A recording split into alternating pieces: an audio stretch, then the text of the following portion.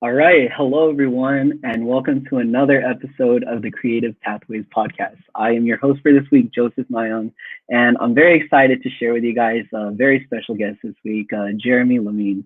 Before we get started on that, though, let me just give a quick recap to those who are new here what exactly the Creative Pathways podcast are. So, this is a platform where creative professionals and young creatives can kind of converge together and learn more about the creative industry as well as learn from each other. So, you guys are new here, welcome. But yes, today let's get started on our special guest, introducing Jeremy Lamin. So, guys, Jeremy Lamin was born and raised in Sierra Leone, West Africa, and he was living there until he was 12 years old. At one point or another during his childhood, his family pets included a chimpanzee, a mongoose, a porcupine, and a duiker. After graduating from the University of Texas at Austin, Jeremy packed up his advertising degree and moved to New York, where he spent 14 plus years working for ad agencies such as Y&R, McCann Erickson, and cgarrybowen. His roster of client work includes Reebok, Disney, Pfizer, Verizon, Chase, Crayola, Mott, Southwest Airlines, Kraft, Whataburger, and Kendra Scott, to name a few. In 2014, Jeremy eventually moved back to Austin, where he currently works with agencies and private clients alike to help build ideas across all platforms. Also, he is the founder and art director of HunterLamin. So, guys, please please help me welcome Jeremy Lamin. Thank Hello, you, Jeremy. Joseph. Thank you so much. It's so good to be here. You make me look and sound so good. My I mom would mean, be you proud. are. You are. I are. That is going to be proud of that. First Oh of all, man. explain to me. You got to explain to me these pets. How was it like? How was it like having a chimpanzee and a mongoose? Oh my goodness. Well, first of all, to explain the pets, I have to explain my mother, right? I mean, because that's really what it is. My mom has a huge heart. She, my mom's American. She was born in Winsboro, East Texas, small town outside of Tyler. And she graduated from high school, went to the University of Texas, and then joined the Peace Corps right outside of college. So for her, it's like exploring the world and all of these new things was like critical as to who she is. And then when she got to Sierra Leone, and she's just a big bleeding heart, an adventurous person. Um, she got to Sierra Leone and they had all these animals, obviously, that they didn't have in East Texas. So, the first ones that she got was Cleo, who is our chimp, Cleopatra. And believe it or not, by the time I was born, I'm the youngest of two there. Cleo and I were roughly the same age, so she was kind of like my sister. My mom would dress her up, and we'd be climbing up and down windows and stuff. My mom always jokes that I learned how to climb before I learned how to walk. She thinks that's hilarious. And but yeah, so we got a chimpanzee, and the next thing you know, we're just getting all these different animals, saving them from poachers at times. And other times just like almost being like in foster, just fostering some of these animals. But I did grow up with some pretty interesting pets alongside with a bunch of dogs and cats as well. So it's pretty cool when I look back at it now. Definitely. I mean, like, whenever you're having a conversation with anyone, I'm pretty sure that's going to be a topic of interest to anyone you talk to. Uh, Yeah, it's definitely different. That's for sure. that's cool. That's cool. So, could you tell us more about your background? Because you said your mother moved to Sierra Leone and joined the Peace Corps. So, is that where your origin story lies as well? Yeah, so my mom joined the Peace Corps, was supposed to be there for 2 years, ended up staying there for 20 some odd years. She met my father, who is Sierra Leonean. Um, and they got married and had two boys. I'm the youngest, and my father, I have a half brother from my father's previous. He's the oldest, and he lives in London right now. But my middle brother lives in New York City. So it was the three of us in Sierra Leone. That was our life. We moved around as my dad's job sort of took him from place to place, but his background was in agriculture. So he was into farming. He had farms, palm oil, rice, chickens, oranges.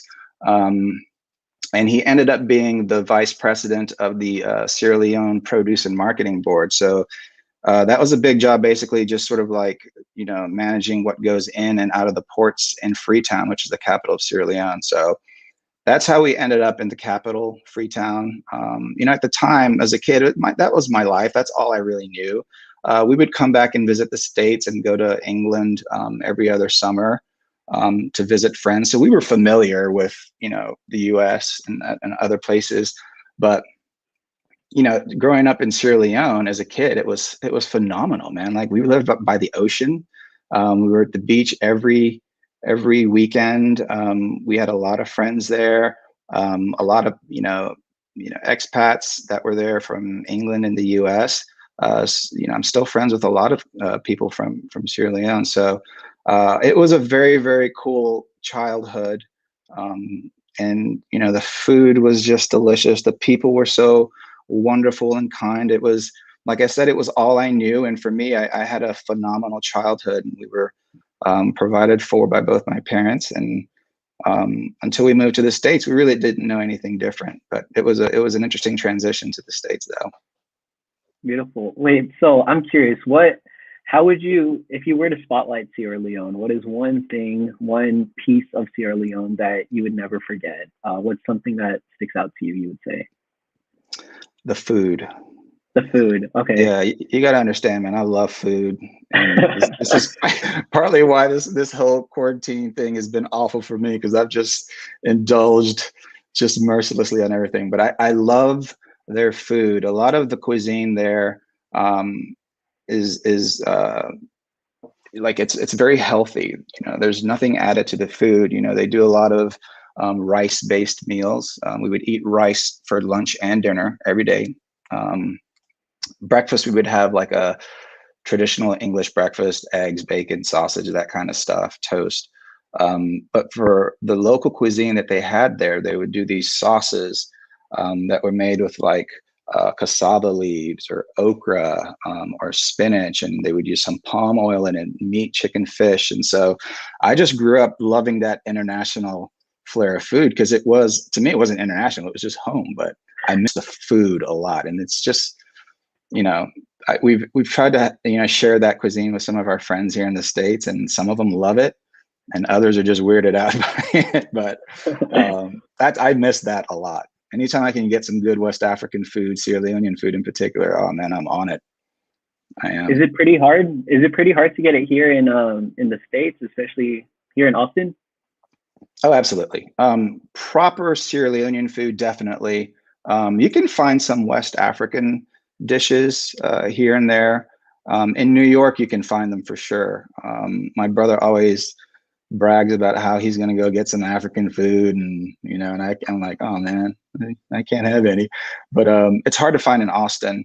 And the ones that I have tried, quite honestly, I haven't said I've tried all of them, but the ones that I've tried have been okay. But I'm picky. Fair enough. So tell us a little bit more about you came from Sierra Leone, but how did you end up here in Austin? That's really far. Yeah. So interestingly enough, man, my mom, when she was born, her best friend, who's also named Marilyn, my mom's name is Marilyn, they remained tight throughout and are still, the best of friends today. They went to UT together, and the other Marilyn, who is sort of like my second mother, she always lived here in Austin. So, whenever we would come back into the States and visit, we would visit, some of my mom's family, and then we would also visit Maryland. We just fell in love with Austin. Of course, my mom being a UT alum, how UT alumni are. They're like, yeah, everyone in the family is going to go to UT or you're disowned. So exactly, right? So, when we left Sierra Leone, we did so because there was a civil war that was kind of starting to brew. People were fighting over the diamond mines and other resources. And I think we were kind of tapped out in terms of the education that we could receive there. So my mom was wanting to make the move to the United States, but with the way sort of families work in the traditional African structure, my father being sort of like the head of the family didn't just provide for us, he provided for, so many other people down the line. And he just honestly felt like he couldn't leave. So, my mom took my middle brother, Jason, and myself moved to the United States. My older brother, he stayed with my father, and he eventually ended up going to London. But at that point, we relocated to the United States. And by the time my father was trying to come over, the war had escalated. And unfortunately, the government was not going to allow him to come over because they thought he'd be a refugee and would just stay here illegally, especially since his family was here. So it was a weird sort of time for us. But, in all honesty, the transition was made a little bit smoother because we were at this young and impressionable age where going from Sierra Leone to the United States, we had a lot of wonderful distractions like McDonald's, right? Like just little simple things you don't think about, like, being able to get a candy bar anytime you wanted instead of having to wait for a shipment to come into the store and then you're charged God knows how much money they had to pay for a Mars bar or something. So we actually moved to Cleveland, Texas at first, which is outside of Houston. Because that's where my mom got a teaching job. She's always been in education. And then she got another teaching job back in the same town where she was born in Winsboro. So we ended up moving there, and that's where I went to high school. And by the time I was done with high school, I ended up coming to UT. My older brother went to UT, so I was like, "Oh, I'm going to go to UT. It's right down the road." And we love Austin, so we just relocated to Austin, and that's how we ended up here in Austin. And I consider it my home base here in the States. What a story! What a story! I don't know. It's like whenever you were sharing the story with us, I was just able to visualize it, just like frame by frame, however you want to put it. I don't know. It's very visual. So you have a beautiful way of articulating that. I have to say. Thank you. But during your time at UT, what was your experience like? You work in advertising now. Was that always the case when you went to school? I guess even starting from high school. Absolutely not. I took the long journey, I should say, that my wife and friends always make fun of me for. So, in high school, I had no idea what I wanted to do. I was a jock. I made very good grades, but I didn't know what I wanted to be. I just kept, never paid that much attention to it. But when I got to UT, I was a good artist, so I just got into studio art as my major, and that was fun. But as I kind of, I came in and I was playing basketball at UT, so in a lot of ways we have so much help academically from mentors, and so I was sort of talking to my advisor, and studio art, is that what I want to do? I had to look at it long term, like I'd never done before. I'm just like, oh, I like to draw, so I like art, pretty. And then I started looking into it, I'm like, man, well, the term starving artist is a thing, and I wonder why. Like, all these people who graduate as studio art majors are starving artists and they don't make much money. So I'm like, man, I think I need to switch my major to something that'll be give me a little bit, make me a little bit more money, because I knew basketball wasn't my thing. Like, and when I got to UT, all of a sudden I was like, yeah, I will never see the court, man. The guys on this team are amazing. Like, they're so good. So I switched to advertising. And then I wasn't a very good student my first time around taking my intro to advertising, which I later discovered was a weed ad class, right? The professor at the time, Dr. John Murphy, phenomenal guy. Still very good friends with him. I consider him an absolute mentor, and he helped my career in so many ways.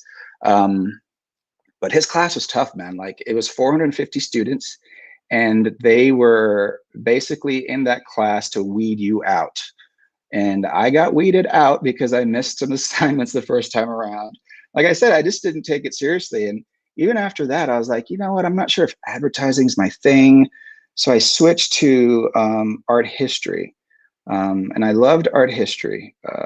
The professor, I forgot her name, but I did her intro course, and she just wowed me with her tales and tales, with all the pictures and stories she had when she was traveling in Europe and around the world and seeing all this wonderful art. So I was like, that's what I want to do. I want to travel and see art and all that. And then I later come to find out that you need to probably get a doctorate to become a professor, and that just meant more school. And I was like, oh, I don't want to do that. Like, again, I didn't have my stuff quite together at that point. I'm just saying. So I switched my major again to computer science. And all it took was one test in computer science for me to realize that that was not for me. Man, that was like a completely different language. And the money you could make obviously was fantastic, but I just didn't have it, man. Like, I couldn't do it. So I got back into advertising, got my act together, made it through, and entered the creative sequence there in the advertising school. So that's how I sort of ended up with advertising as my major. And I was really just learning about it very late in my college career because I just kind of screwed around. I didn't know what I wanted to do. So I basically, I graduated.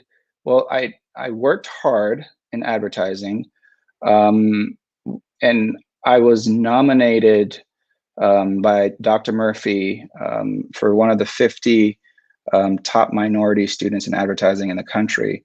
And once that happened, that kind of put me on the radar for agencies, in terms of filling internships. So, a couple of agencies reached out, and I ended up going to Y&R in New York for my internship because one of the other professors at UT, Deborah Morrison, she had a former student who was a creative director there from UT. So again, the alumni and relationships thing was key.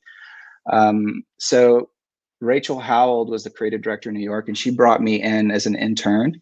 Had a wonderful time there learning about the business, learning, any updates in technology and software that we're using, learning about the process. And so I was offered the job at the end of my internship, which was fantastic because at that time, honestly, jobs were kind of hard to find. And Y&R, I believe, was the largest agency in New York around that time. So I came back to UT to finish up my final course and get the creative certificate. And then I went back up to New York and started working in advertising full time. So my journey through school took a while. It was sort of searching. My wife came in, she knew exactly what she wanted to do from high school. She was going to be a speech language pathologist, and that's what she did. And she graduated in 4 years. I took a little bit longer, but that's okay. It's like unofficial master's sort of course, but I ended up finding something that I loved. And then as I kind of got out into the real world and started working with good people and learning even more, I realized that it was the job for me, just based on everything that I enjoy personally and everything that I find fulfilling. So that's how I ended up in New York.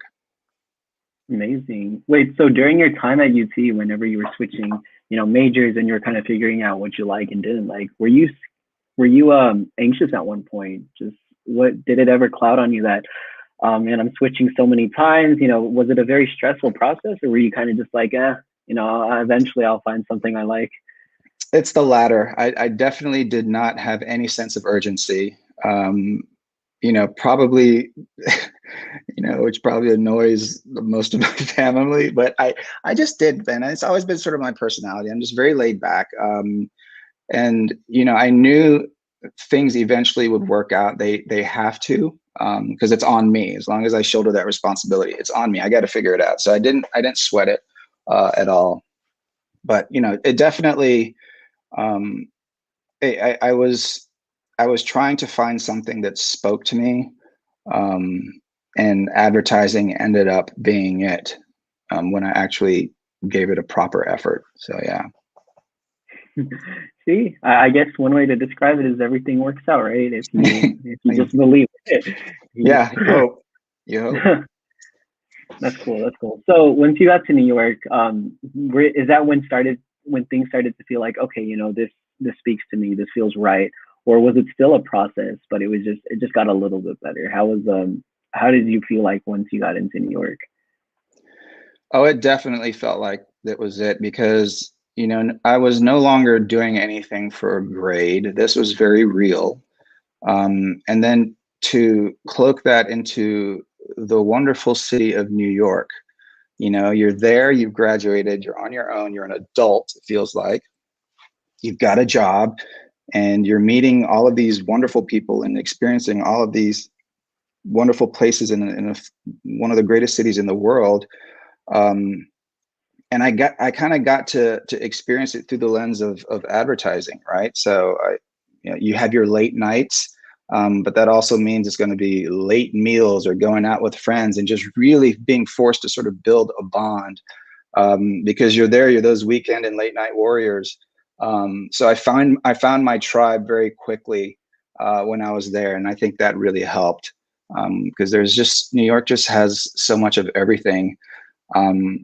And advertising really is sort of like a microcosm of the environment that you were in, the city that you're in. So yeah, New York was awesome. Beautiful. So your journey in New York, it was a very profound experience. You were able to find your tribe. You were able to really just explore the advertising industry and get to know more about it. What drew you back to Austin, or what happened in New York that allowed you to, or maybe gave you the opportunity to come back to Austin? Well, throughout our career there, we were there for almost 15 years. And, there are a couple of things that I think really worked in an effort to get me back to Austin. Number one, my wife, who's from the Northeast, she's from Connecticut. She went to UT as well, and she loves Austin. So that always worked for me. When we were living in Manhattan on the Upper West Side, we had a wonderful little, 1 bedroom, 4th floor walk-up apartment, a block from Central Park, and it was fantastic. Like, we had a great time until we found out that we were going to have our first child. So, once we found out we were going to have our first child, we didn't want to live in the city, so we moved out to Connecticut, which meant that I had to start commuting. But, for me, as starting a new family, that was fine. It made sense. Life was easier out in Connecticut with a kid, and I could always just commute, back and forth into the city. And the second key thing, just to sort of tie this on, is when I first got to New York, I was paired with a copywriter, a guy named Jason Hunter, who is the other part of HunterLamin. So he's the only guy that I've ever worked with. He's been my only partner, and we jumped around from agency to agency, and we've always kind of been on the same path, the same sort of timeline in our heads. And he started a family just a little bit after I did, so we were all relatively close in terms of like big life decisions, being in that sort of area. So by the end of our time in the Northeast, I was just so tired of the cold, the winters, the commuting, and it was just stressful. And we'd sort of been working long enough now to where we had made some serious inroads. We had a good portfolio. We felt like we could come down to Austin and freelance and make a living down here, but at the same time just have a little bit more space, be closer to family, have better weather. So there's definitely those different things that were appealing to us, for us to move back down to Austin. The tricky part was sort of telling my partner, who I'd worked with for forever, that I was getting ready to leave the Northeast. So, I'd been sort of lamenting, like, how am I going to tell him, man? He's like my brother. I probably spent more time with him than I did my own family, cumulatively. And so I was really sweating telling him. And, after 2 weeks, I was like, Jason, look, man, I guess I'm going to tell you, I think Katie and I are going to leave and go down to Austin. He's like, oh, man, we were thinking about leaving too. He's like, I was just like, wait, what? And he was like, yeah, we'll check out Austin. I've never been, but I'll go check it out. So like, oh. So we had this whole recruiting pitch, right, to get my partner and his family to move down here. My family got in on it. And so they came down for a week. Loved Austin, of course. I mean, it's a great city, especially if you got young kids. And so he and his wonderful wife, who was a producer in advertising at the time, so she kind of understood the industry. They packed up and moved down here as well. And they've got 2 beautiful daughters now. And they're very happy here in Austin, as are we. So that's kind of how we got back down here to Austin, and it just keeps on working out for me somehow. Fortunately, because my partner and his family are down here, you know, it's good. It's been good. I love being down here in the city. So you guys really are on the same timeline, huh? It's like crazy. It's crazy, man.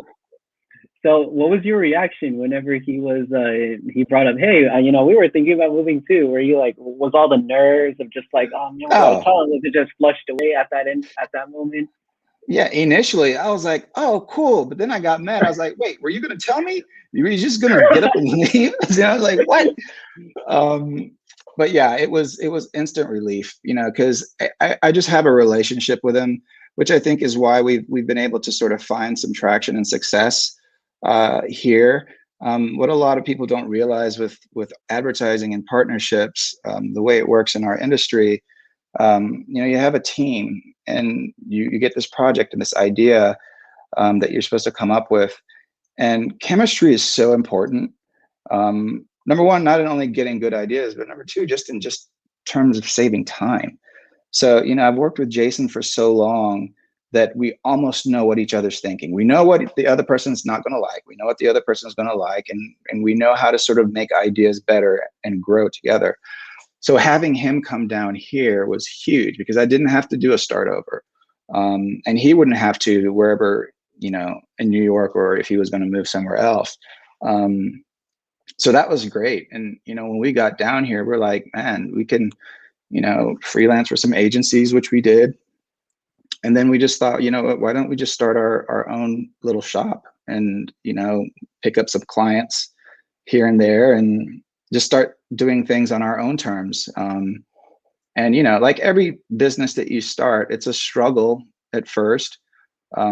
But again, you know, having the right partner that you love and trust, meaning both my wife and Jason, has really made it possible for us to just kind of stay focused and do what we got to do. So yeah, it was great. I was nervous telling him, but then it ended up being happy. So I mean, that's really cool that how you have a partner, you know, that you guys are on that same wavelength with, and you all, it's just, I mean, I'm pretty sure there are some times, you know, not everything's rainbows and sunshines, but oh, of course. Yeah, but I mean, relatively speaking, I think that's pretty cool. Like, as someone who's like, as a young creative, I see that as something like, wow, that's admirable. There is a question in the chat, in the comments from Janaea. She wants to know, what advice do you have for E4 students looking to relocate and get their career started in New York City? That's a great question.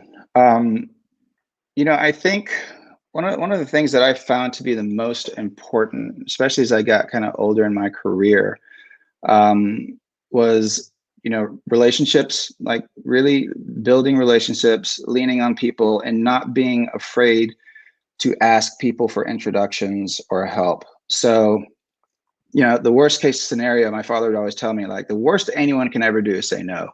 But if you ask politely, you never know where that can lead. So yeah, if there's anybody that you know who has an in a place like New York, definitely hit them up.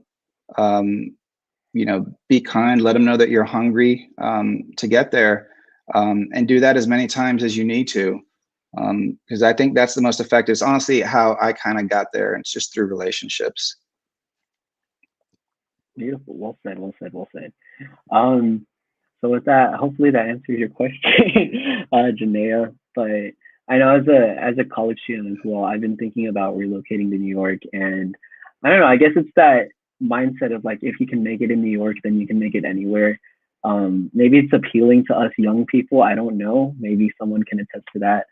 But what you said, I think, really is something that a lot of young people should get to know, because we're at that age where we're kind of reluctant to ask for help, and Yeah. we shy away from that. So what you said about not being afraid to ask for help or to ask for introductions, I think it offers that cushion of reassurance to us that are looking forward to New York, or potentially thinking about moving there. So well said. Yeah, I do believe that. And there's no um there's no harm in asking. And I feel like none of us are owed anything, but we'll never get anything if we don't reach out and ask for it, right? And once you do get that opportunity, if you do find your way up there, man, it's super critical that you just work as hard as you can, especially if you're new, if you're low on the totem pole. Well, you should always work hard, but be tireless about it, man, because I think that carries so much more weight than people realize, because everyone notices the ones who are working hard, the ones who are easy to work with, the ones who are collaborative, who are kind, who are friendly. So I think, once you do get your foot in the door, that is an unbelievable asset, that we all have control over. Just sort of being the person that's just going to work very hard and not give off any sort of sense of entitlement. Because everyone's snarky these days, man. No one wants to hear somebody come and be like, "Oh, I can't work this weekend because I gotta go to this. My friend rented a boat." No one wants to hear anything like that. It's like, you're there to work, man, and they'll appreciate it. And over time, if you work hard, they will give you as many vacations as you need, because they know they can count on you when they need to count on you. Beautiful, beautiful. So like with the relationships you made, and just like by stepping out and venturing out on asking anyone to help or advice, did that play any role in helping you start your own company? Can you tell us how you started your own company? I think, yeah, Darnell asked that. Yeah, absolutely. It again, it started with us having some friends who needed help. They're starting their own businesses, and from a tactical point of view, they were like, "Hey, can you guys design us a logo and brand book and brand voice and stuff?" And we're like, "Yeah, sure." So it just kind of started out as small things like that. And when we realized that we had the potential to kind of build on these little requests, because we would do something for someone, and then word of mouth would spread, and then someone else would ask us to help them. We're like, all right, so let's go ahead and start a company. And we're creatives, we didn't know anything about it, but there are several people that I reached out to. I reached out to my brother, who has his own successful company in New York. He was very, very helpful, in sort of helping us sort of understand how we sort of position ourselves, all the legal sort of processes we had to go through in actually forming a company. He actually pointed us towards lawyers and companies that would sort of help get us certified here in Texas. And then I had mentors that I would talk to over time. A guy named Ned Crowley, he's a legend in the ad business. And he was someone that I leaned on quite a bit for advice, because I thought he was really, really great with client relationships management. And so we're in the midst right now of trying to form an advisory board for our company, so we can actually have dedicated people that will sort of be there for us to help us with all these things, because our company is doing more and more. The industry's changing, and there's certain parts that Jason and I are not experts in, and we just we put this board together that'll certainly help us at least have a streamline approach, or people that we can sort of be dedicated to help us with certain things. So yeah, and then once we did that, man, it was just a matter of, all right, who are the clients and what do they need? And we would do little pieces for them. And then we'd be like, oh, well, we also can do this for you. And they'd be like, really? Well, that'll be easy. And then we would do extra. And then before you know it, they became sort of like a client. We did a lot of work for international clients over in Ghana for, hotel services, which was a lot of fun. But we've just done a lot of different sort of weird things. We won't turn anything down hardly, man, because we've run in our careers, we've worked on, Disney princesses to Viagra. Like we've just done and everything in between. So it's like, there's nothing that we're going to turn down unless, I will say this, unless we are opposed to it just from, I won't say, I'd say on moral grounds. So there are things that we would probably say no to if it just didn't sort of vibe with our thoughts morally. But other than that, man, we're happy to do anything and everything for people. And it's fun as we go. And, the way the industry is now, it's like we don't do a brick and mortar office. Everything's remote. We scale for individual clients based on what their needs are. And that, I think that makes it a lot more transparent, and it makes it a lot easier for clients to sort of, see how that can work for them. So yeah, that's kind of the process as to where we are now. I hope that answered the question. Yeah, you did. You did. Personal question though. So you talked about how the only times you'll turn down a client is if, your ethics or your morals are against it. So when you and your partner started HunterLamin, did you guys have a foundation of ethics and morals? Did you guys decide like your own personal values, your own personal ethics and morals? Is that what you wanted the company to be based off of? Or was it more so like when you guys created HunterLamin, you guys created a value and ethics set for the brand itself? It's a great question. And the way it worked out for us, since we've known each other for so long, it was just kind of understood. We always talk about, who are the potential clients? What are the opportunities? We've yet to come across one that we would say no, but, at the end of the day, man, like he has 2 daughters. I have 2 daughters. We're pro women. We're, pro inclusivity. And so, we're very concerned about, climate change, and the earth. So, there's certain things that I think, if they were, to approach us, that we would have conversations about, whether it makes sense for us more. Like, because at the end of the day, man, we don't want to be working on something that we just don't agree with. So, we just feel like we need to feel good about what we do and who we do it for. And that makes everyone happy. So we won't be wasting anyone's time, but there are just certain things that we know we love and we want to never have questioned. And that's kind of just how we've handled it. That's cool. I mean, like partly because you guys have known each other for so long. To the fact that you guys know, like, all right, you guys are in sync. Like, okay, we both know not to agree with this, or we both to agree with this. So with that being said, Jaleisha asked, like, do you have advice on, how us creatives can build our own brand?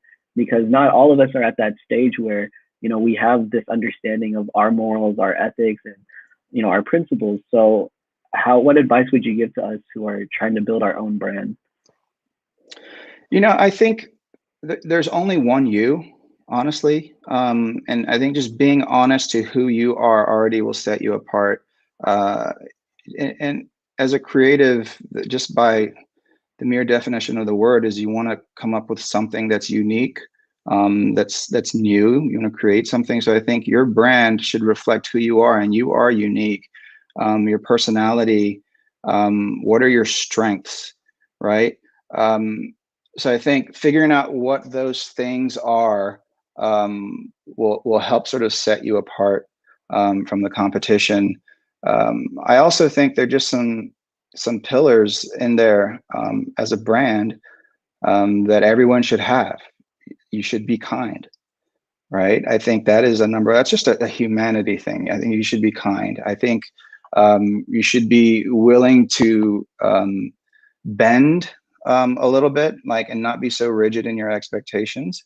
And I just think you should be willing to work hard. But yeah, use your voice, reach out to people, talk to people. I'm telling you, man, like, and I learned it late in life because I was lazy, quite honestly.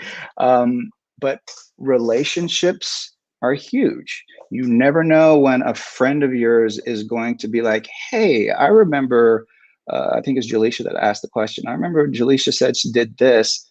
And I know I might need this, or my friend. You never know when that's going to happen. All of a sudden, that can just take you to someplace different.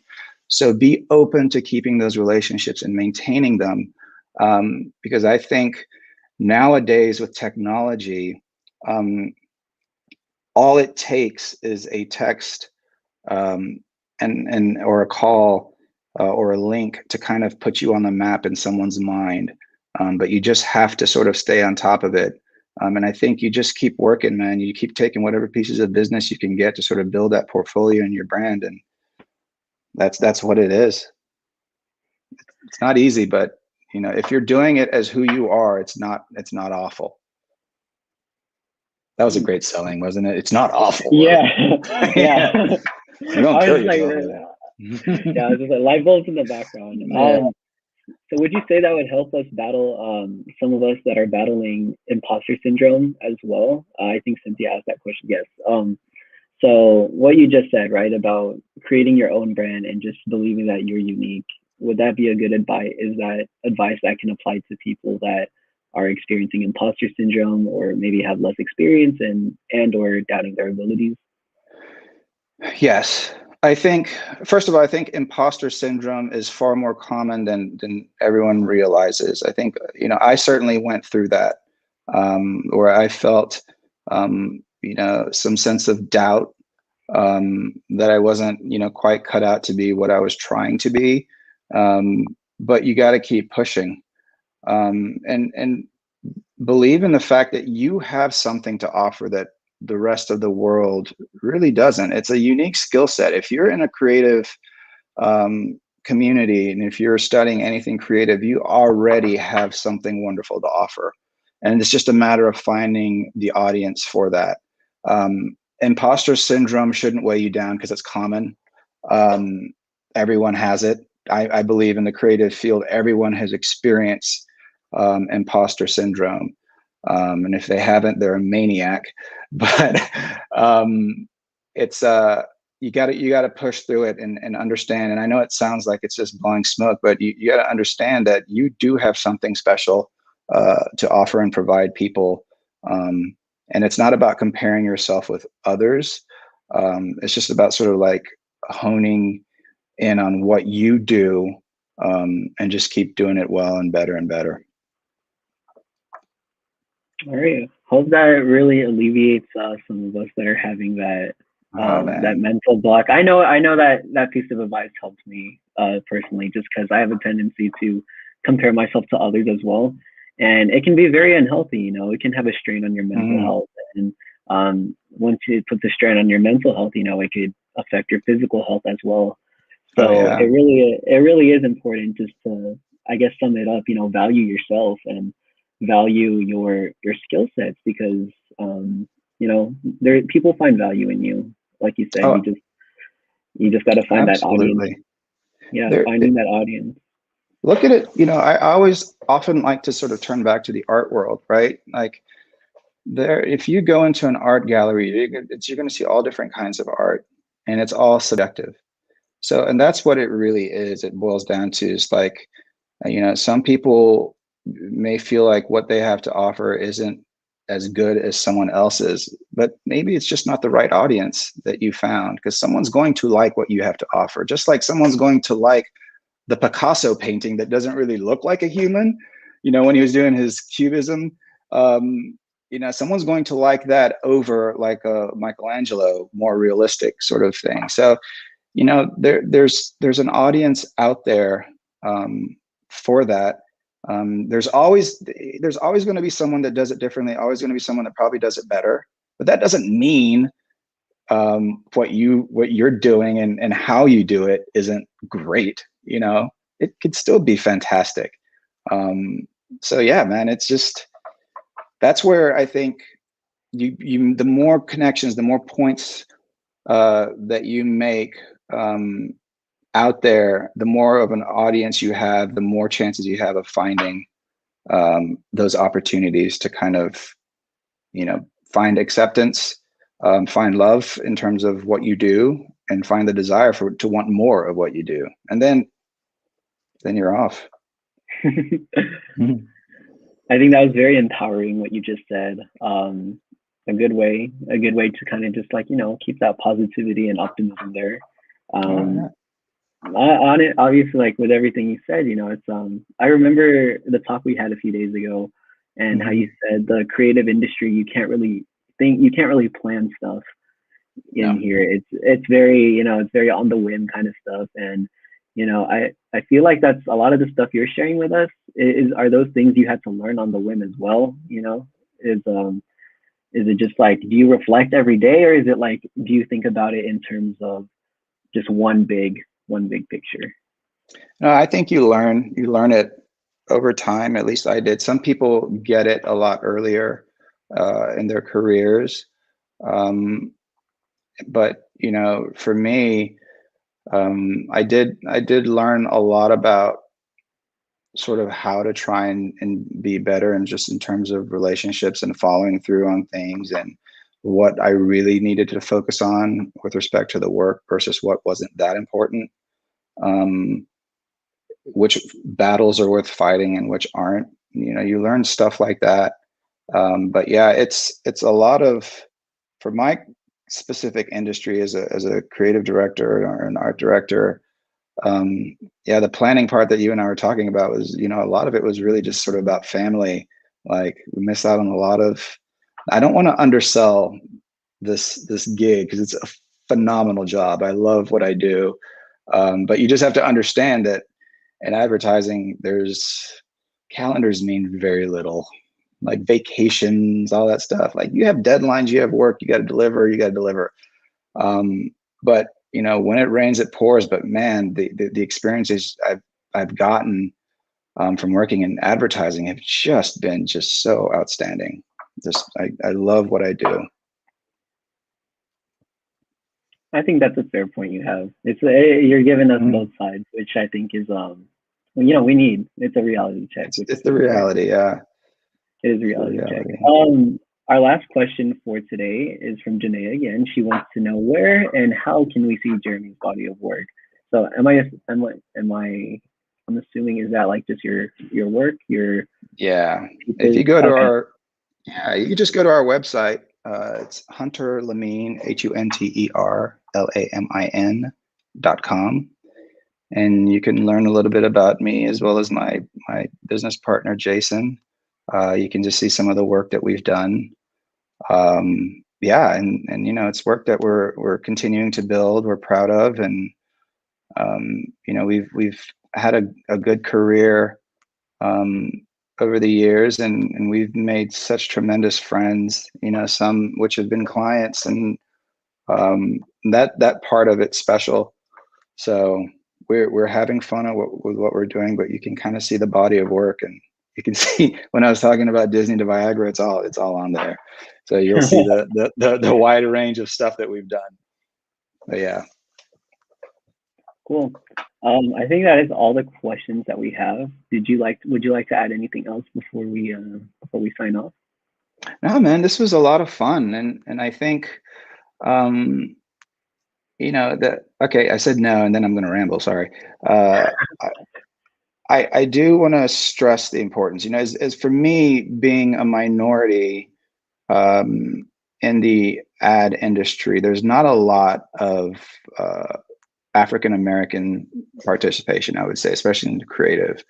But I do, you know, believe that this is a field that is